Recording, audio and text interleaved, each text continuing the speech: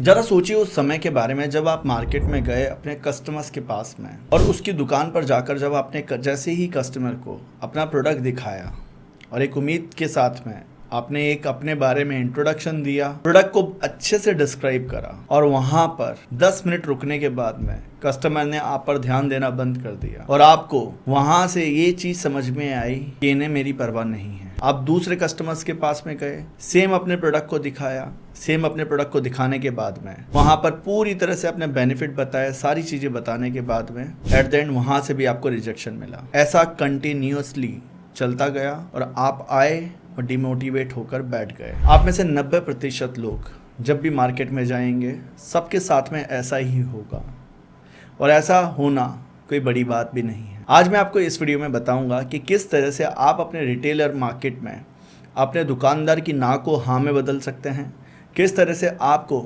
अपने हिसाब से नहीं चलना है, एक मार्केट के हिसाब से चलते हुए अपने कस्टमर्स के लिए प्रोडक्ट डेवलप करते हुए अपने प्रोडक्ट को मार्केट में बेचना है। मेरा नाम है यदु चतुर्वेदी और मैं फाउंडर हूँ कामकाजी.com का। लास्ट 6 सालों में मैंने एक इकोसिस्टम बिल्ड करा फूड FMCG मैन्युफैक्चरिंग इंडस्ट्री में कि कैसे आप अपना एक प्रोडक्ट बिल्ड करके मार्केट में सेल करते हैं और मैं एक स्टेप बाय स्टेप स्ट्रैटेजी सिखाता हूँ जो कि आपने यूट्यूब पर कहीं पर भी नहीं देखी होगी। इसके साथ ही हम एक कामकाजी अकेडमी भी रन करते हैं जहाँ पर आप जैसे बिजनेस ओनर्स को एक स्टेप बाय स्टेप फॉर्मूला सिखाया जाता है और आपको प्रॉफिटेबल बनाया जाता है।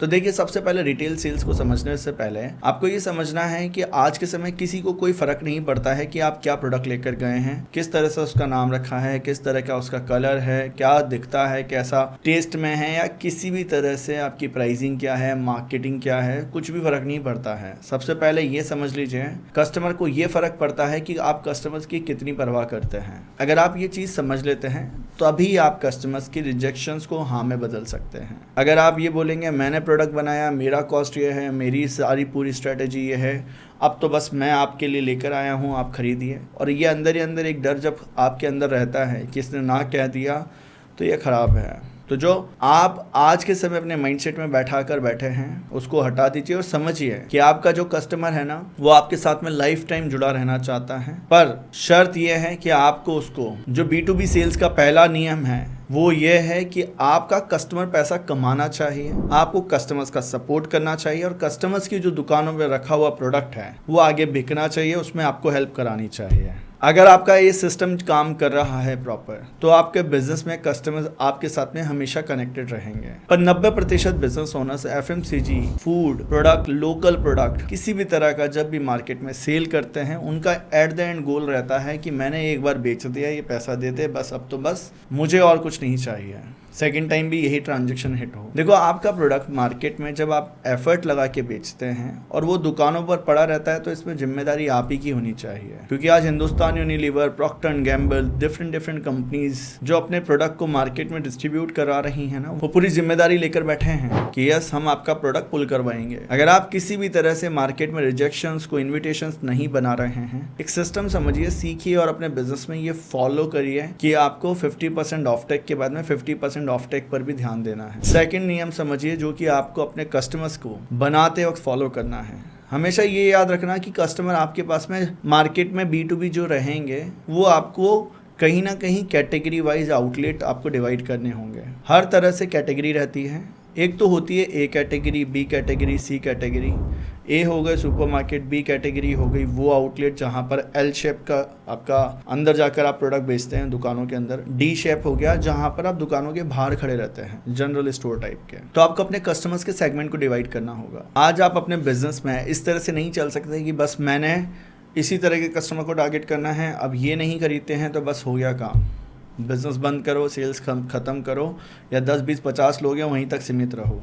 ऐसा मत करो, आप एटलीस्ट इंक्रीज करो अपने सेल्स के आउटलेट्स को। कैटेगरी डिवाइड करके आपको देखो, हमेशा जो नए आपके पास में कस्टमर्स आएंगे ना वही आपको दोबारा रिपीट ऑर्डर देंगे। समझना, आपको बहुत अच्छी बात समझा रहा हूँ। जो आपके पुराने कस्टमर्स हैं जो आपको रिपीट ऑर्डर दे रहे हैं उनमें से कई चले जाएंगे आने वाले समय में, इसीलिए अब आपको नए कस्टमर्स तो चाहिए ही चाहिए। तो नया आउटलेट आपको ओपन करना है, नई रीच पहुँचानी है, है, प्रोडक्ट की रीच बढ़ानी है, प्रोडक्ट के लिए चैनल पार्टनर्स बनाने हैं, प्रोडक्ट का सेगमेंटेशन करते हुए कस्टमर का सेगमेंटेशन करना है। ये सेगमेंटेशन वर्ड कहाँ से आया?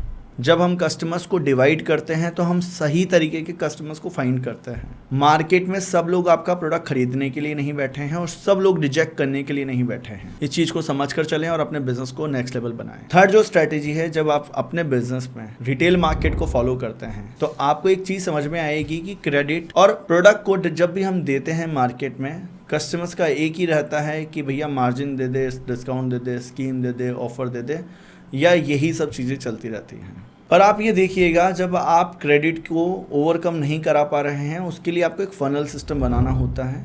क्रेडिट को ओवरकम कराने का एक सिस्टम है पूरा, जिसको डेप्थ में सीखना है आप। इसमें आपका low ticket, mid ticket, high ticket order size होते हैं। और कस्टमर्स के साथ में जब आप बिजनेस करते हैं ना, तो ये याद रखिए कि जब आपका कस्टमर वन टाइम आया तो उसकी लाइफ टाइम वैल्यू आपको डिसाइड करके चलनी पड़ती है लोकल मार्केट में। तो ये लोकल मार्केट का बिजनेस एक नेक्स्ट लेवल बिजनेस आप प्रॉफिटेबल बना सकते हैं। समझिए फनल सिस्टम बने, low ticket to high ticket order strategy, जिससे कि आपको एक बार के बाद में दोबारा के बाद में तीसरी बार, चौथी बार, पांचवी बार इस तरह के ऑर्डर साइजेस आपके रहें। पहली बार में आपका जो कस्टमर आया वो कहीं ना कहीं आपका कस्टमर एक्विजिशन है। इस तरह से आपको फनल सिस्टम बनाना है। आई होप मैं आप लोगों को वैल्यूएबल कंटेंट प्रोवाइड करा रहा हूँ। आपने अभी से पहले इस तरह के बिजनेस में कई सारी चीज़ें गलतियाँ करी होंगी लोकल मार्केट में जाते हुए। ऐसी गलती आगे से ना करें, क्योंकि रिजेक्शंस को इनविटेशन में बदलवाने के लिए बिजनेस में कई सारे sales funnel, marketing funnel strategies लगाने पड़ते हैं और उसके लिए एक मॉडल फॉलो करना पड़ता है। इसके बाद में नेक्स्ट स्ट्रेटेजी है कि आपको indirect sales channel partners increase करने होंगे। अगर आप कोई प्रोडक्शन कर रहे हैं, मैन्युफैक्चरिंग प्लांट है, आपका कोई लो लेवल प्लांट है, ट्रेडिंग है, होलसेलिंग है, एक चीज समझना, जब तक आप ही खुद बेचते रहेंगे तब तक आप प्रॉफिटेबल कम बनेंगे। जब आपके प्रोडक्ट और लोग बेचेंगे और और लोग बेचने के बाद में उनके मार्जिन बढ़ते चले जाएंगे। इवन मार्जिन कैसे? क्योंकि वो ऑर्डर ज्यादा देंगे आप, तो वो भी प्रॉफिटेबल होते जाएंगे। इस तरह से चैनल पार्टनर्स की संख्या, क्वांटिटी और क्वालिटी बढ़ती रहनी चाहिए आपके चैनल सिस्टम में। आपके नेटवर्क सिस्टम बिल्ड होने चाहिए। इसके लिए आपको सेल्स टीम को हायर करना पड़ेगा, सेल्स टीम को लगाना पड़ेगा। नो डाउट आप लगा रहे होंगे, काम करवा रहे होंगे, आपको एक फनल सिस्टम तो बनाना ही है। आपके शहर में आप प्रोडक्ट नहीं बेच पा रहे हैं, इसका मतलब आप कहीं नहीं बेच पाएंगे प्रोडक्ट, या और कुछ आपको अगर अपनी लाइफ में अट्रैक्ट भी करता है तो एक चीज़ याद रखना, मैंने कई सारे ब्रांड्स को हेल्प करा है भारत के लोकल मार्केट में ग्रो होने में। और आपके लिए सबसे आसान काम आज के लिए पता है क्या है? कि आपको ये सिस्टम समझना है, सीखना है और जस्ट ऐसा का ऐसा अपने बिजनेस में लगाना है, ताकि आपकी sales team next level grow कर पाए, आप अपने बिजनेस में नेक्स्ट लेवल ग्रो कर पाए और आपका पूरा ऑटोमेटिकली जो बिजनेस मॉडल है ये एक ऑटोमेशन पर आ पाए। इसीलिए आपको चैनल पार्टनर्स बिल्ड करने हैं ताकि प्रोडक्ट की रीच बढ़ जाए और बहुत सारे लोग हमारे प्रोडक्ट को आगे बेचें, ब्रांड बेचें। इस तरह से हमें बिजनेस बनाना है। नेक्स्ट जो स्ट्रेटेजी है वो यही है, ब्रांडिंग स्ट्रेटेजी। यस, आज आप अपना प्रोडक्ट कितना ही बेच लें, वहाँ कहीं ना कहीं कई सारे आपके लूप होल आपको दिखाई देते हैं, क्योंकि आपने आज तक अपने प्रोडक्ट को ब्रांड नहीं बनाया है या ब्रांड पोजीशनिंग नहीं करी है। आप प्रोडक्ट को बेचकर बड़ा पैसा नहीं बनाते हैं, आपको ब्रांड को बेचना होगा। इसीलिए मैं कहता हूं हमेशा product fail, brand sell. Mind open हुआ है? कमेंट बॉक्स में जाकर जरूर बताना कि आप किस तरह का प्रोडक्ट बेचते हैं, किस तरह का बिजनेस करते हैं। आपको अपने बिजनेस में इसी तरह से स्ट्रेटेजी लगानी है कि ब्रांडिंग स्ट्रेटेजी में सेलिब्रिटी पिक्चर कैसे होगी, पोस्टर्स कैसे लगेंगे, डैंगलर्स कैसे लगेंगे, काउंटर टॉप कैसे लगेंगे, अपना सोशल प्रूफ कैसे जनरेट होगा, स्टोरीज कैसे बनेंगी, बहुत सारी चीजें हैं इसमें, ताकि मैं प्रोडक्ट को, जैसे आज के समय डायमंड चिप्स गया ना आगे, राकेश मसाला आगे गया, वैसे ही मैं भी जाऊं आगे। ये सब ब्रांड अभी आए थे, बट ये अपने बिजनेस में आगे बढ़े क्योंकि इन्होंने सही तरीके से अपने बिजनेस में next level funnel system, product system को आगे डिस्ट्रीब्यूट करना सीखा और आज अपने बिजनेस में पैन इंडिया लेवल पर इनके डिस्ट्रीब्यूशन नेटवर्क है। तो आई होप आप ये समझ पा रहे होंगे कि आपको रिटेलर से लेके होलसेलर्स तक पहुंचना है और अपने नेटवर्क को बिल्ड करना है। सबसे पहले ये पॉइंट्स फॉलो करिए। अगर आपको इस वीडियो से क्लैरिटी मिली है और आप मुझसे सीखना चाहते हैं आगे नेक्स्ट लेवल, तो कॉमेंट बॉक्स में जाकर बताइए। साथ ही अगर आप कामकाजी एकेडमी ज्वाइन करना चाहते हैं, डिस्क्रिप्शन में मैंने सिल्वर मेंबरशिप का लिंक दिया है, जाकर ज्वाइन कर सकते हैं। फ्री मास्टर क्लास होता है, वो भी ज्वाइन कर सकते हैं। और भी किसी भी तरह का डाउट है तो इस नंबर पर आप व्हाट्सएप भी कर सकते हैं और मिस कॉल भी कर सकते हैं। तो मिलते हैं दोस्तों नेक्स्ट वीडियो में, तब तक के लिए बने रहिएगा मेरे साथ में।